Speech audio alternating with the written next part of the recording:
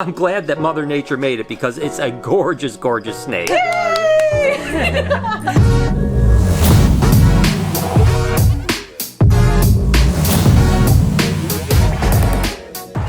good morning everybody. How's everything going? Can you believe this? I mean, we're getting into the middle of April almost, and I woke up to snow. The good news is at 7 in the morning, and my prediction is at about 9 o'clock, the snow is going to be gone. Let's see if that happens. And like I mentioned, just 2 hours later of editing, no snow on the ground. What do you guys say we head off to the shop?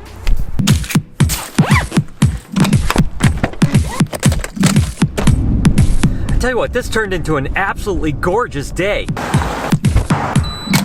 And we're back at the shop. Hey, I hope that you guys are having an absolutely amazing day. Today we have a whole bunch of stuff going on, but I thought I would spend some time with colubrid snakes because, you know, it is the colubrid breeding season, and I kind of show you guys just kind of little glimpses of things like these Mexican black king snakes here. But what if we take some time and actually show you a bunch of animals? Would you be interested in something like that? Well, I hope you will because it's about to happen. This little guy here is actually an albino checkered garter snake. And you know, I've been messing with garter snakes since I was a kid, and I think they're absolutely incredible, and it's cool that things like this albino checkered garter snake are extremely easy to care for. I mean, they love to eat rodents right out of your hand. They're super docile, as you can see, and they're live bearers. This girl last year had a total of 33 babies in 2 litters. How cool is that? Typically there are about 20 to 25 babies in their first litter, and then they'll always have a second litter that's 10 or 12 babies or whatever. But if you want a cool snake, and maybe you don't like to feed rodents per se, you can always get a garter snake because they will eat fish and worms and stuff like that. But the checkered garter snakes readily eat frozen rodents as well, so they're super awesome. This little monkey here is a lavender snow California king snake. Now the lavender is a type of albino. It's a recessive mutation, and then there's something that's called a chocolate California king snake, and this is a combination of those 2 animals. It's chocolate and lavender. You get double hets, and then when you breed them back together, 1 in 16 babies come out lavender snow. These guys hatch out and they're solid purple. These guys are really cool. These are actually no black eye or Tarahumara mountain kings. I've showed you guys these before. They're absolutely amazing, and they're really kind of a big, more beefy species of the mountain king snakes or the Pyromellana. They get kind of large. They do really well. Our experience has been when they're born, they eat pinkies right off the bat, because some of the other pyros can be a little bit finicky when they're babies and they want kind of like lizards or lizard scents. These guys seem to be really solid and are absolutely gorgeous. These 100-flower rat snakes are super cool. They are what they call a Mollendorfi, and they're an Indochina animal. And look at how amazing they are. I mean, they've got that really cool red head, they've got some red on the tail, but then they almost look like a green corn snake here. And these guys can get pretty big, like 7 or 8 foot. We produced some eggs from these guys last year. As a matter of fact, the female is a hypomelanistic, so she's a color mutation, the only color mutation that I know of, at least with the Mollendorfis. But unfortunately, the eggs didn't hatch, so they have been breeding this season, so hopefully with any luck, we'll get some fertile babies and then raise those guys up, and hey, it's gonna be another 4 or 5 years, but hey, one day we might even produce some hypomelanistic Mollendorfi. Another colubrid from China that is absolutely incredible are, of course, these Mandarin Rat Snakes. And I've talked about them before, where they need to be kept a little bit cooler, but the captive-born animals do almost as well as corn snakes. Instead of keeping them 82 or 84 degrees, we try to keep them like 78 to 79 degrees, somewhere in that range, and then they do super well. The imports on these guys are horrible, and they almost always perish, so I really advise you guys to not buy any imports. But if you want a captive Mandarin, there's a handful of people, myself included, that produce these guys, and they are freaking amazing. I just look at the color on that thing. Taking a break from my regularly scheduled snaky type of stuff because Lori is very excited about this pooch. And what are you doing, Phoebe? And what are you excited about? I am so excited about this because I went to the store for a light bulb. See, she's excited too. Oh my God, Phoebe! How exciting is it? Cinco De Mayo. I also got a little outfit for her. So first we'll put that on. Oh my God. I don't know that it's gonna fit. See? Oh my goodness, you're so pretty. You're so pretty. It's a little tight. It's a little tight. I might have to make some modifications on that. Yeah, you look so pretty. Oh my goodness. Yay, Cinco de Mayo. Oh my God. That is something else. And we got a big one for Zeus. Yeah, Zeusy needs one too. He wants one. Here we go. Oh my God. She's Cinco de Mayo. Well, guys, happy early Cinco De Mayo. Good boy. So cute. Look at him. Oh my goodness. I'm so happy. Guys, there's a handful of people, for whatever reason, always get upset when Lori dresses up her dogs. Why?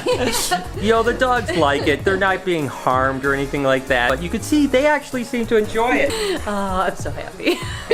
And you know, another colubrid that's absolutely breathtaking, and you guys never seem to get enough of it. Every time I ask you guys about colubrids, you're like, show more Rhino Rat Snakes. And that's right, that's these guys here, the Rhino Rat Snakes, of course, from Vietnam. I mean, these things are such awesome animals. And again, although we've been breeding them for a number of years, it's always super exciting to produce. And this is going to be a great display animal in a nice arboreal cage next door. Can you imagine how cool that's going to look? Because these guys love to climb trees, and they're just so darn gorgeous. When you think of like arboreal displays, a lot of times you think of emerald tree boas and green tree pythons, but I think these guys are going to be just as cool. And again, with any luck here in another couple months, we'll be hatching some little tiny babies. This is an albino Everglades rat snakes. Now, the Everglades rat snakes are obviously from South Florida, and they're a relatively sizey rat snake, you know, sometimes getting up to 7 foot. Now, really, I would consider this more of a hypomelanistic than an albino. When they first came out, people called them albinos, but when you think of an albino, you think those ruby red eyes and the yellows and oranges, whereas these guys aren't quite that way. Now, a normal Everglades rat snake is born almost like a tannish color, and when they do get older, they do kind of turn orange. Some really beautiful ones will turn just as orange as this, but fortunately, the albino, or let's call them hypos, actually all are beautiful orange, just like this. Then there's another mutation of Everglades that was originally called a ghost glades, but now a lot of people, are self-included, are often calling them white-sided, because the ghost is really typically synonymous with hypoaneurystic snakes, and this isn't hypo or aneurystic, it's just basically got this really bizarre white patterning on the side.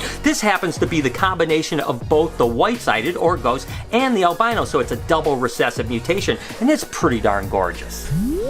These happen to be the albino Nelson's milk snake, and it was really kind of the first albino milk snake that was commercially kind of marketed. A guy named Doug Moody produced the very first ones, and then ultimately over the next several years they came down in price because they were such an easy animal to work with. There was actually an albino Ruthveni, and then ultimately albino Honduran milk snakes got in the mix as well. But the albino Ruthveni were a little bit tough, and even all these years, probably 20 years later, you still don't see many around because the fertility on them wasn't very good, whereas the albino Nelson's milk snake that looked almost just like it were really highly viable animals. They raised up well, they bred well, they produced well, and hence the reason why they went from $2,000 when they first came out to now they're under $100. But it's pretty awesome because you can get a beautiful snake that used to be extremely sought after as an investment animal. Now you can get it as a pet, and they are absolutely gorgeous. I always think of them as kind of the candy cane of the milk snake world. And since I brought up the albino Honduran milk snakes, of course, we're the first ones in the country to have albino Honduran milk snakes, so they are such an awesome animal. And over the years, we've been polygenically breeding them for beautiful phases, kind of like this completely like really tangerine reddy type of animal where you can hardly tell the difference in the middle band. Now, typically what you'll see is a wide red band, and then the middle is going to be almost an orange or even yellow type of band. And we've been working to where you have just kind of a unicolored, right? Where it's like red, white, red, white, red, white, where there's not a lot of difference. So this guy is really beautiful, and he fathered some clutches last year that we produced some beautiful babies. So with any luck, he'll keep doing his job well, and we'll have some more awesome ones coming up later this summer. One of the amazing things, of course, about colubrids is the fact that there are so many different ones out there, and we work with a ton, but there are a ton other ones that we don't work with. Of course, these are the Scaleless Texas rat snakes. They are so amazing,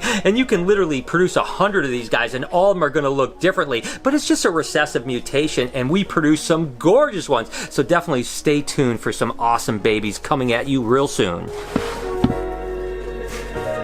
These are what they call variable kings or Nuevo Leones king snakes. And the reason they call them variable kings is because they are so variable. This would be considered a buckskin phase, but there is milk snake phase, there's like really tangerine ones, there's even melanistic that are solid black. And the thing that's neat about these guys is just how polymorphic they are. You can literally produce 6 eggs, which is about a typical clutch for these guys, and all 6 babies are oftentimes radically different to the point that if someone didn't know, they would never think that they were siblings. It's pretty awesome. So if you've never checked out Variable Kings or Nuevo Leones, they are really awesome, and they're really closely related to gray banded king snakes. And of course, this is one of those gray banded king snakes, isn't it? It is truly one of the most spectacular animals out there, and this is a naturally occurring one. You can literally find gray bands in West Texas that looks just like this. So this isn't a color phase, it's not polygenic. I mean, look at how crazy that is. And I always think about when nature does things like this, right? Because typically you have either mimicry or you have camouflage. Well, the mimicry part makes a little sense because there's a banded rock rattlesnake, but the banded rock rattlesnakes don't have those big orange bands. So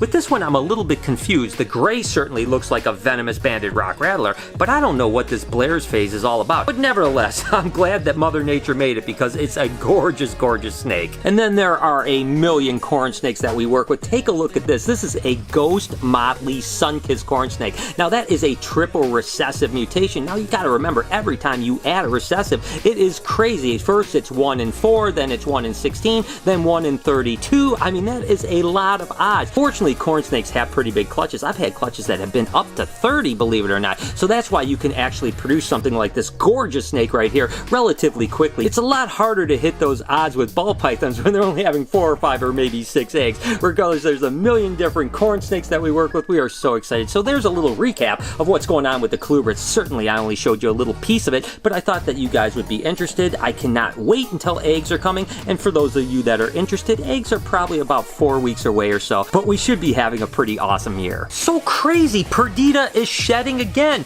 and you know what that means. She's going to shed, and there's going to be even more spots, and she's going to get even more beautiful. I absolutely love this girl, and I hope that you guys enjoyed today. I wanted to show off some of my colubrids and colubrid projects, so you guys are joining me in the process of breeding, because again, before long, we are going to see gravid females, then we're going to see eggs, and then of course we'll see babies hatching later this summer. So it's going to be really amazing, and I want you guys to be as excited about it as I am, because I can honestly tell you I am super excited. Regardless, I am going to go ahead and end the vlog here, guys, and thank you so much for tuning in today. You guys are absolutely amazing, and I hope that you have an incredible rest of your day, whenever the time might be when you be watching this. I love you guys so much. Can you do me a couple favors for me and Perdida? Can you smash that like button, as well as turn those post notifications on? Because if you don't have that notification bell on, you won't know when I upload a video, which is every day, 7 days a week at 9 o'clock in the morning Eastern Standard Time.